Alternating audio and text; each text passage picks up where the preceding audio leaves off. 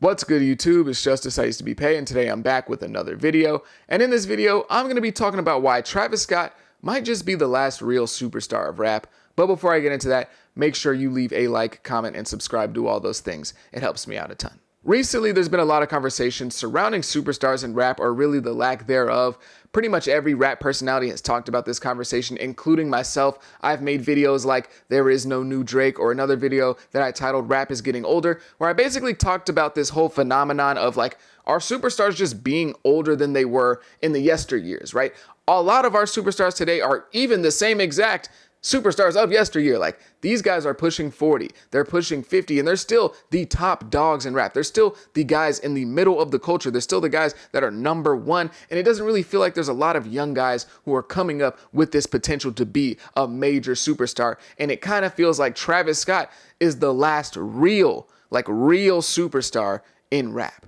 Now, I really quickly want to clarify a little bit what I mean by superstar, because that's kind of a vague word. I don't just mean any star, because everyone's a star, right? Everyone has millions of followers on Instagram. Everyone has 20 million monthly listeners on Spotify or more. Like, all of these rappers are doing their thing. There's a lot of stars in rap. Don't get me wrong. I'm not saying that. But when I say superstar, I'm talking a little bit higher of a regard. I want to put it, a little bit higher than just your regular old star. So I'm going to put a little list of like clarifications, or a little list of kind of markers that you need to check off before I'm like, okay, that person's a superstar. The first being selling 100K first week easily. Like, that should be something that you do consistently, or something that we don't even have to think about, right? If somebody's predicting your sales, they're never going to say anything below 100K. Like, they know, okay, even if the rollout is bad or there is no rollout, that person is selling 100K first week. It's not even a discussion. The next thing that I really think is important to be a superstar is being known worldwide. Now, this doesn't mean you have to be Bad Bunny, where you're a superstar in every country. That's not what I mean, all right? I'm not saying you got to be able to sell out stadiums in Puerto Rico and then go to France. And like, that's not what I'm saying, okay? I'm being realistic. Rap is still a very much American genre, but you need to be able to go to these other countries and be known and have fans and actually be able to tour in these other countries as well. Maybe not in stadiums, but in good sized arenas. And I don't just mean going to Turkey for $400,000 to do a one-off performance, because a lot of rappers that have kind of fallen off like to do that. It's low-key like a method for fallen off rappers to go overseas, because oftentimes they don't hit these markets when they're at their peak. And like DaBaby in 2019, he might not have hit like a market like Taiwan or something. I'm just making this up. He might have, but he might not have gone to Taiwan in 2019. But if he goes back now, they might give him 500K because fans are wanting to see DaBaby out there and he has a lot of hits. Like, you get what I'm saying. So I don't just mean doing a one-off performance for a big bag that you wouldn't be able to get in the United States. I mean actually go on tour worldwide in relatively decent sized arenas. And then obviously the last point is being able to go on tour in the United States and sell out these NBA sized arenas, these arenas that hold like 14 to 20,000 people. Because if you can't sell out a tour in the United States, how are you a superstar? If you can't sell out in your own country, bro, like, I don't know if I can call you a superstar. And again, people sell out tours on different levels. Like, you can do venues that are like 5,000 or, 3,000. But I'm talking specifically about these NBA sized arenas, the Staples Center, Madison Square Garden, the Toyota Center, like these bigger arenas. If you can't do that, I can't really call you a superstar. Being a superstar, though, doesn't like inherently make you better than any of the other rappers. And, superstardom doesn't necessarily mean that you just have the best music ever. But I think, in my opinion, that when we have a bunch of superstars running around in rap, old and new, it just makes everything a lot more fun, in my opinion. It's really fun to see these artists competing on the charts. Okay, I'm going to drop my album maybe a month before you drop yours. We going to see who sells more. I think that's really cool. Think of like, even if you drop it on the same day, think of like the 50 Cent and the Kanye thing back with Graduation. Like, that's really cool. Those are always really fun times. Or when these artists are competing on the charts with their songs, or maybe you're getting two superstars collabing like Kanye and Jay-Z. Like, these are always extremely fun times in rap, in my opinion, when there's just major star power. Rap is dominating the charts. Rap is dominating the Billboard Hot 100. Rap is dominating pop culture. Like, I think those are really fun times, in my opinion. Or you even got the old guard going against the new guard when J. Cole dropped his album the same time as Kanye West. Like, I think that stuff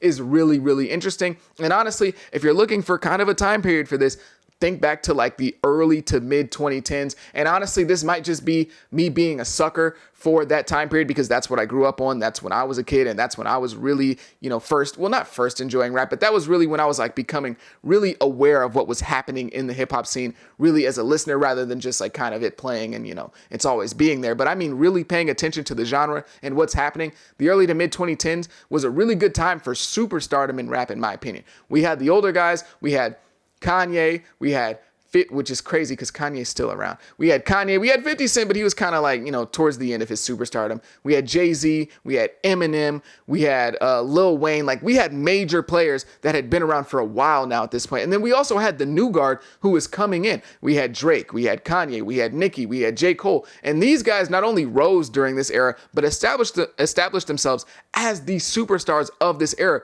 So I thought it was really cool to have the old guard and the new guard at the exact same time, collabing. We got songs like Forever. Like this was just a really good era, in my opinion, for, superstardom and rap really being at the top of pop culture. Now, of course, I know somebody's gonna be like, Forever came out in 2009. Whatever. You get my point. That era was really good for superstardom. But on the other hand, I will say this.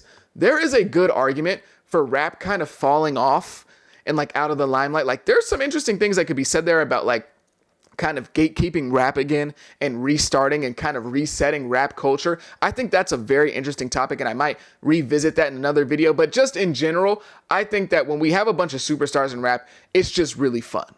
But Travis really does seem to be like the last guy to fully break into that level of superstardom. Maybe you could consider Cardi B, but I kind of put Cardi B in this weird gray area because like I feel like she could be a rap superstar and she kind of is, but she kind of isn't because she really only has one album and I don't believe she's ever been on like a full tour. So I like, she would meet the qualifications. She would be able to sell out these tours. At least I think. Maybe I'm wrong and maybe that's why she's never done it. But I think she would be able to consistently sell over 100K and do these tours. She just hasn't done it. So she's just kind of like in this weird gray area for me. So I really do believe that like Travis Scott is the last person to fully break in to rap superstardom. And even if you look at Travis Scott's albums, to speak more so on the music, Travis Scott has like cultural moments with his albums. Like everything kind of stops when Travis Scott drops an album, which is really impressive because we live in such a fast era. Everything is fast, instant gratification, TikTok, all this stuff. IG Reels and YouTube Shorts, like everything moves so fast. But when Travis Scott drops an album, everyone kind of stops and pays attention. The albums Utopia and Astroworld have been some of the biggest cultural moments in hip hop in recent history. But not only that, not only do they get people paying attention and stop everything and everyone's paying attention to Travis Scott, not only that, they also have the quality to match. And this mixture of like quality and cultural impact is something that I think Travis Scott is the only person really doing right now. He's really the only one that's mixing on both that extremely high level of quality and that cultural influence. Even when you look at the other big dogs, you look at Drake, the last album to do that for him was probably Views, in my opinion. Again, he's had the cultural impact, but the quality just has not been on the level of a Utopia or Astroworld. If you look at Kanye, you could argue Donda, but I wouldn't say that the quality of Donda matches up to Astroworld or Utopia. I would say the last album for Kanye to do both of those things that I mentioned, that cultural impact, that stopping everything around it, and also having that extremely high quality, is The Life of Pablo. And then if you want to look at Kendrick, it's probably Damn. But still, I really don't think right now, in the moment, anybody's really doing it like Travis when it comes to his albums and their impact and their quality. And this isn't me trying to say like, oh, Travis Scott is so much better than Drake and Kanye and Kendrick. That's not the goal of me bringing that up. My goal here is to really illustrate to you how big of a star, how big of a superstar Travis Scott really is. And it just doesn't seem like anybody at the moment on the rise has really the potential to kind of do this or really to get to that point. And, the closest we've probably gotten to this as of recently is Lil Baby. Lil Baby does extremely well on his numbers. His albums have both, the last two of them have either come close to or sold more than 200K first week. So his album sales are there. He has a bunch of hits and he's pretty known worldwide. He even did the whole like World Cup thing. That was really cool. Like shout out to Lil Baby. I just don't consider him a superstar because if you were around last year paying attention to things, you saw that Lil Baby canceled a lot of shows because of poor ticket performance. He wasn't selling out these major arenas that he was booking. And I'm sorry, I just can't really consider you a superstar if you can't even tour in your own country in these major stadiums. Of course, he can tour, but you get what I'm saying. If you can't sell out these arenas, not stadiums, sorry, I might have said the word stadiums. If you can't sell out these arenas, not stadiums, stadiums is OD. Let me say that again just in case I said stadiums because I think I did. If you can't sell out these major arenas, I can't consider you a big superstar. You're a star, and maybe some other people can, and you're right there. Lil Baby's right there. If you call Lil Baby a superstar, I'm not gonna be upset. I just can't consider him a superstar if he can't tour in the continuous United States in these 14 to 20,000 sized arenas consistently. But after Lil Baby, like, who's next to really even consider? Maybe Lil Uzi. Uzi sold like 300K right before the pandemic with Eternal Take, and then the Pink Tape sold really well as well. But like, he has never really done like a major arena tour in the United States. Uzi did go on tour with the Pink Tape, but it was a little bit smaller. And then of course, Eternal Take kind of ruined everything. And Uzi probably would have become a superstar if the pandemic didn't happen. And there was a tour that actually happened for Eternal Take, because it probably would have went crazy. But after that, Cardi only has one album that's sold over 100K. Now, mind you, he only has 3 projects, but like, there just hasn't been enough consistency from Cardi, and he was supposed to go on tour in these bigger arenas not earlier, but like at the end of 2023, and that never happened. So I guess we'll just wait and see with Cardi. Maybe. I'm not going to completely write it off, but just at the moment, I wouldn't say he's a superstar. We can look at like Lil Durk. Durk has sold 100K over his last 2 projects, but Durk is not doing these major arenas in the United States. I've been to Durk's concert. It was like a 5,000 seater, which is it's not disrespect. Not being a superstar isn't a bad thing. I'm just speaking kind of objectively on these people's level of star power. And I just don't see Durk ever really becoming that big superstar. Maybe he could. I like Durk a lot, but I just don't really see it. And then maybe Meg Thee Stallion. Meg Thee Stallion has the hits commercially. She has like 3 #1 hits or something like that. But albums wise, I don't believe she's ever sold over 100K. I will correct myself if I'm wrong, but I don't think she has. And I don't really see Meg Thee Stallion selling out these major arenas. Maybe she could down the line, but at the moment, I don't really see that. And then after that, maybe YoungBoy.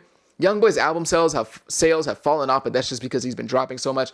And also, YoungBoy I'm not going to say probably. He possibly could do a tour in these big arenas because he hasn't been on tour since 2019. And I know it's kind of quiet for YoungBoy right now, but he still does have a crazy, insane fan base. So that's very possible for him. I could see him doing a major tour once he gets off house arrest. So maybe the jury's not out yet on YoungBoy. And then after that, Ice Spice? Ice Spice has she's super popular. I don't think Ice Spice will ever be a superstar in the way I described it earlier. No disrespect to Ice Spice, but it's just kind of slim pickings after you kind of look at the close competition after Lil Baby, and even those guys, I don't really see them necessarily becoming a superstar in the near future. Now, do I really think Travis Scott will be the last ever rap superstar? Probably not. Everything comes in cycles. Everything happens in a circle. Life is a big old circle. So there probably will be somebody down the line, but in the foreseeable future, I really don't know. I really don't see anybody at the moment. But honestly, superstardom is getting a lot more difficult to come by in all aspects of media, not just rap. It's harder to come by in acting and athletics and in the NBA and all time. It's really hard to be a superstar nowadays with the expansion of social media. Everyone sees everybody, and that kind of spotlight that was reserved for just superstars, that little narrow spotlight, has really widened, and it's just gotten it so big to where it's everyone's paying attention to so many different things. It's kind of hard to be a superstar nowadays, and it's going to be a lot more difficult as we move into the future. But I would be remiss if I didn't mention some of the guys who were possibly on their way to being major superstars that just ended up losing their lives pretty early. Somebody like XXXTentacion, major star potential. He had a crazy fan base. I think he sold over 100K on one of his projects before, and he was just kind of rapidly growing with his fan base. He could do a lot of different things, and he really appealed to a lot of different people, especially the youth. The youth attached themselves to this guy like white on rice. I don't know if he would have been a major superstar. Some people like to say, oh, he was going to be the next Drake. I don't know about all that. I feel like that might be a little bit of a stretch, but he definitely had some potential to potentially get into that superstardom lane. Somebody like Pop Smoke as well had a lot of potential, was really massively growing before he ended up tragically passing away. And then even somebody like Juice WRLD, who was damn near pretty close to becoming a superstar. Juice WRLD was selling crazy numbers, hundreds of thousands on his albums. And of course, again, had that crazy kind of SoundCloud fan base, SoundCloud adjacent fan base that was just going insane for him. And then, of course, he had his untimely passing. So maybe we just had one of these younger on the rise superstars, and they ended up, unfortunately, meeting an untimely death. And I'm going to end this video with another aspect of this that might be something I explore again further on into the future, because I think this could be a really interesting conversation as well. Maybe superstardom as a whole is just kind of changing, right? Everything changes in life. It is a circle, but everything changes. And maybe we're just looking at superstardom in kind of an old way. Maybe superstardom will be completely different in 5 to 10 years. Maybe in 2035, a superstar won't be what it meant in 2020, which is probably, it sounds pretty likely, right? Maybe a superstar won't be somebody who's selling out these arenas and selling hundreds of thousands. Maybe a superstar will be somebody who can just hop on a live stream and get 600,000 people like that. Maybe that's what superstardom will mean in 5 to 10 years. Who knows? I feel like there's a very good chance that superstardom as a whole could really change as we know it. And maybe I'm just looking at it from an old kind of, an old lens. Maybe superstardom will be a lot different. We got guys like IShowSpeed. IShowSpeed might be bigger than any rapper I can think of. Besides like Drake, Kanye, he might be just as big as any other rapper. He might be bigger than Lil Baby. I don't know. That's a real valid conversation to have, as crazy as it sounds, that IShowSpeed might be bigger than Lil Baby. So maybe superstardom as a whole, it's just kind of changing. It's morphing, and it's in an infancy period, and everyone's just trying to find out how to crack this new code. But who knows? Maybe I'm wrong. Maybe I'm right. If you enjoy this video, please leave a like, leave a subscribe. I'd greatly appreciate it if you made it this far, regardless, even if you don't leave a like or a subscribe. If you made it this far, I greatly appreciate it. Thank you so much. Have a good day. Be safe. Be blessed. Peace.